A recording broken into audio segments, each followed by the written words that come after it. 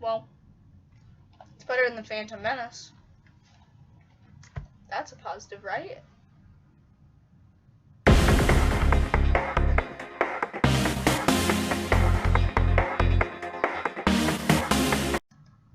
So, what do you guys think of my new intro?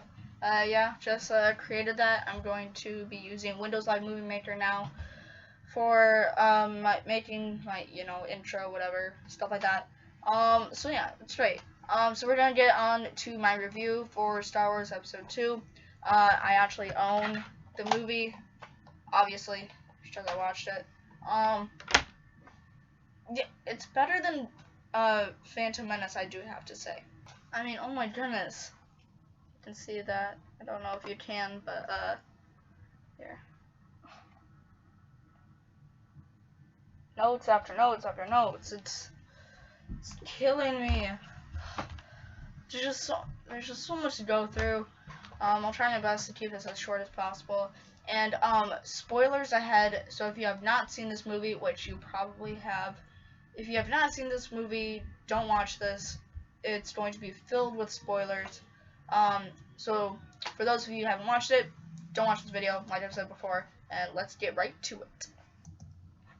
Alright, so Star Wars Episode 2 of Attack of the Clones came out in 2002. This was, like I said before, this is considerably better than Episode 1, I will have to say. But yes, it does have so many flaws, so yes. But the scenery looked great with the blue and green screens. Nothing too bad was it, and the sets also looked pretty good as well. Excuse me. And I'm glad they killed off Queen Amidala's deploy queen, whatever she is. You know, she wasn't needed in Episode 1, and I'm glad they killed her in Episode 2. And it was like one of the most hilarious deaths on Earth.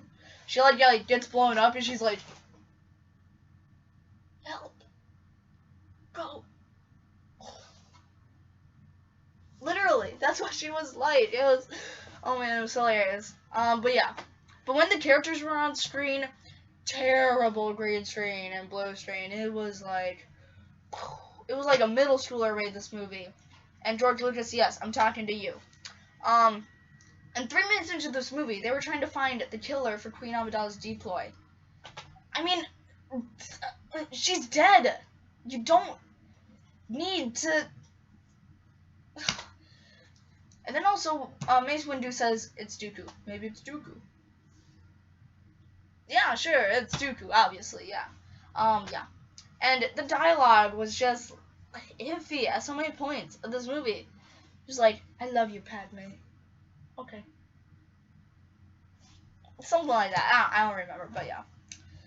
There was also that you also know about Jango Fett and Boba Fett. You're introduced to these characters in this movie, and I don't. Why does Jango Fett want centipedes to kill Padme? It's like, bro, if you can shoot stuff down 200 feet away, then you can shoot down Padme through a windowsill. I mean, seriously. But yeah. There's also that one scene where Obi-Wan was hanging from that robot. That looked pretty cool, but again, terrible green screen, blue screen. But yeah. So there's also that one cliche thing where you see a man or a woman falling off a building. They're like, "Oh no, I'm gonna die," and then all of a sudden this hero swoops in and saves them. Yeah, that's in this movie too. Yeah. So, and also what I've noticed, Obi-Wan refers to Anakin as his very young apprentice. Yeah, I think his very young apprentice was 20 years ago from how old he is now in this. But yeah, I mean this movie's hilarious, guys. There was also that one part in the movie where Anakin was he jumped off the ship after they were trying to catch that bounty hunter, and he's falling down, and then all of a sudden he jumps on the bad guy's ship. It's gotcha. You know, it's no, how do you know that? I know you have Jedi mind tricks, but I don't think you have those kind of Jedi mind tricks. But yeah, so there's I forgot who it was, but yeah, there was like a wobbling ship in the movie. There was like wobbling ships, and my dad told me in the theater everyone was uh was like terrified at that. I'm like, yeah. And true fact, I have been living a lie from my parents. My parents have said Lilo and Stitch was the first movie I have ever seen in theaters. It was this. I mean, come on. Yeah. I don't know why this is the first movie I saw, and I never wanted it to be, but I mean, it's my mom and dad. Right? They're crazy. But yeah, and in this movie, Anakin's now starting to become the bad guy. He's becoming greedy. He's becoming into this Darth Vader-like character. Um, but throughout this whole movie, he is complaining to Padme about Obi-Wan. I could have saved her. It's Obi-Wan's fault. It's his fault. And it's just throughout points in this movie where it's like, we get it, Anakin. You're mad at Obi-Wan. Do it in the third movie. I mean, seriously, like, I mean, George Lucas fulfilled that, but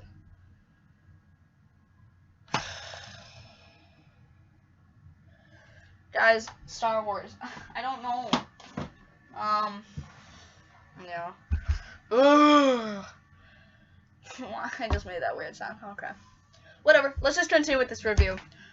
So yeah, Anakin was going into hiding with Padme, and from the movies I saw here, let me take a look at this. Yeah, apparently, like, the apprentices wear like braids on their right side hair to let other people know that they're a Jedi apprentice. Yeah, when he was going into hiding, he was wearing his braid, so that kind of like ruined it for everybody else. And then Obi-Wan was trying to find Anakin, but they found Anakin. Well, they didn't. Well, Obi-Wan didn't find Anakin, but he went to this young Jedi class, and he basically turned into his science class. He like stitched like this orb somewhere. He's like, these are all planets or galaxies or whatever it was, and he's like, where would Anakin be? You know, it's like, find out yourself. But yeah, this is also the movie where the connection between Anakin and Padme was interlocking. They were becoming true love to each other, and yeah, it was just so awkward to watch those. It's like when Anakin first saw Padme, Anakin was like 5 and Padme was like 25. So, yeah, there's like a 20-year difference in this relationship. I think that's kind of weird. But yeah, there's also weird and random characters that just showed up in this movie. Like, when Padme was leaving, there's this, like, random girl who's crying. She's like, I'm gonna miss you, Padme. She's like, I know. It's like, what? See, words can't describe how bad these two prequels are. But yeah. And there was also that one scene where Obi-Wan went to that water planet. I'm sorry, guys, I'm not good with my Star Wars planets. I only know Tatooine and Naboo. And Death Star. Oh, wait, that's not a planet. See, guys. But yeah, they went to that water planet, and it was like pouring rain, and Obi-Wan's like, what? He's like, and then like he goes inside, and his hair's all perfect, and like non-wavy, and like, I mean, it is wavy, like, it like looks like it wasn't even like wet at all, but yeah. And then he's talking to that one character, that one big tall character, and he was not sitting on the chair. I mean, CGI, he looked like he was not sitting on the chair. Lucas, get yourself together. I mean, you can't change it, but please do. It's hurting the fans. Yeah.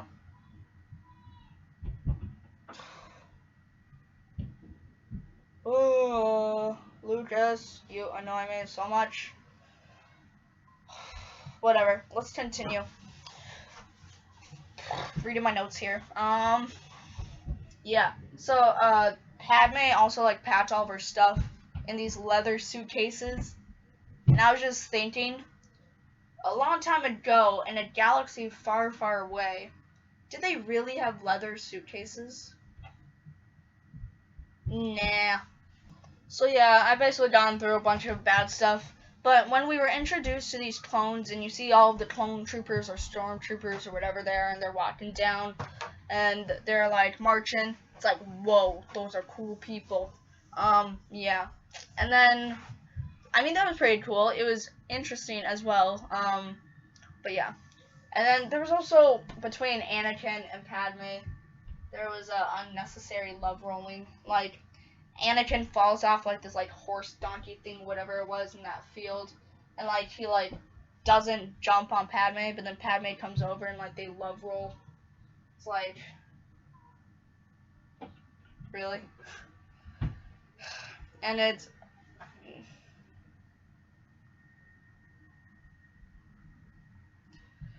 But yeah, so, and then there was also that one scene where Anakin gave his first kiss to Padme, and Padme's like, no, I should have never broken that rule.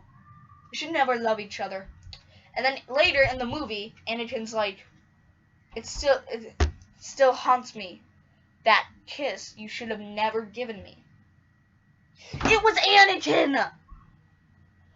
Padme, come on. I mean, Anakin, come on. You are ruining this movie. Yeah, whoever played Anakin, what's his name? Hayden Christensen? Yeah. Just...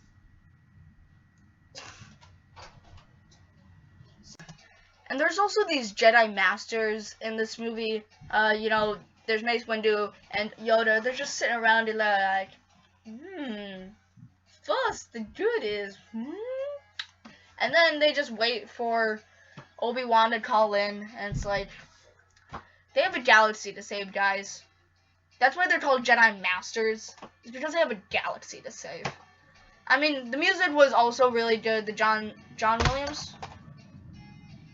Yeah, John Williams' score was actually very pleasing in this movie. I'll say that as a pro to this movie. There's also that nightmare cliche, you know, where it's like,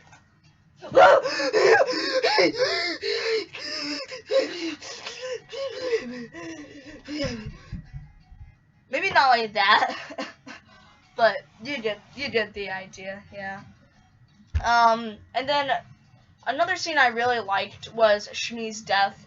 I know, don't say I'm sexist or racist. I don't know how those fit into a death, but please don't troll me because of that. I like this scene because it's where we see the beginning of Anakin's trail to the dark side and becoming the Sith Lord Darth Vader, and I think that was really great for this movie. There's also that one conveyor belt scene in the movie. I thought that was kind of cool. But yeah, in that scene, R2 can fly. What? I mean, use that more often. It's like the Eagles in Lord of the Rings and The Hobbit. Use them, Peter Jackson, George Lucas. Use them more. Because I think that was pretty cool, that R2 could fly. But yeah, there, in that scene, C-3PO became a droid, and a droid became a C-3PO in that execution scene, which I thought was really cool. In that scene, you know, they're all, like, doing stuff, and, like, Natalie Portman, she needed that beast to, like, slash off her belly area, because she's supposed to be, like, this, like, sexy princess, and stuff like that, and Hayden Christensen has, aka, I almost said hashtag, aka Anakin Skywalker, hashtag How to Train Your Dragon, because he went like,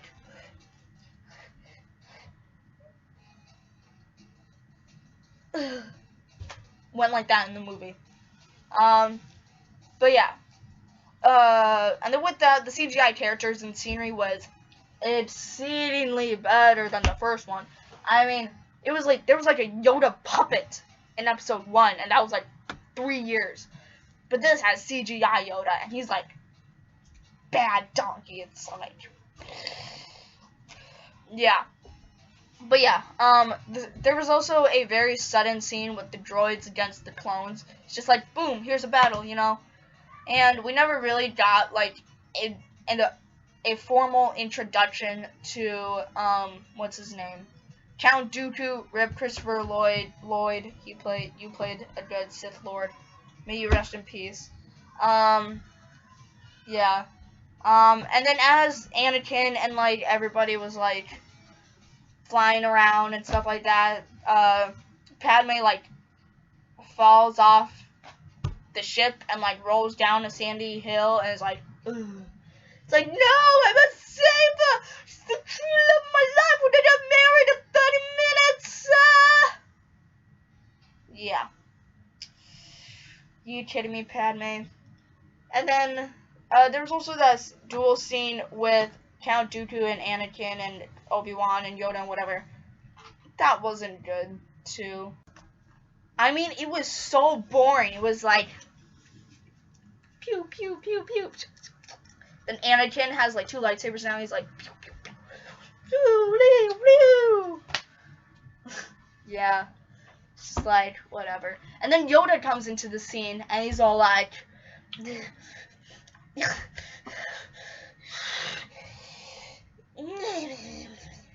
like, uses his lightsabers, like, he's, like, flipping around. It's like, yeah. It's like, yeah. Pretty cool. Yoda was probably the best part of this movie. I love Yoda as a character, especially in episode 4, where he's really funny. Yeah. Yoda's great. And then after Count Dooku cuts off Anakin's left arm, Padme comes into the thing, and Count Dooku flies away, and Padme tries to shoot it down with a handgun. Pew, pew, pew, pew, pew, pew, pew, pew, pew. That's not gonna work, Padme. Whatever. And then Padme gets married at the end of the movie. It's just like, you're gonna regret this in the next movie, you know?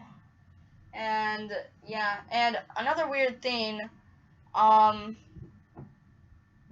was it? Yeah, okay. So when Anakin was holding hands with Padme at the end of the movie when they were getting married, supposedly, I guess, he had a prosthetic arm on his right arm, but his left arm was cut off.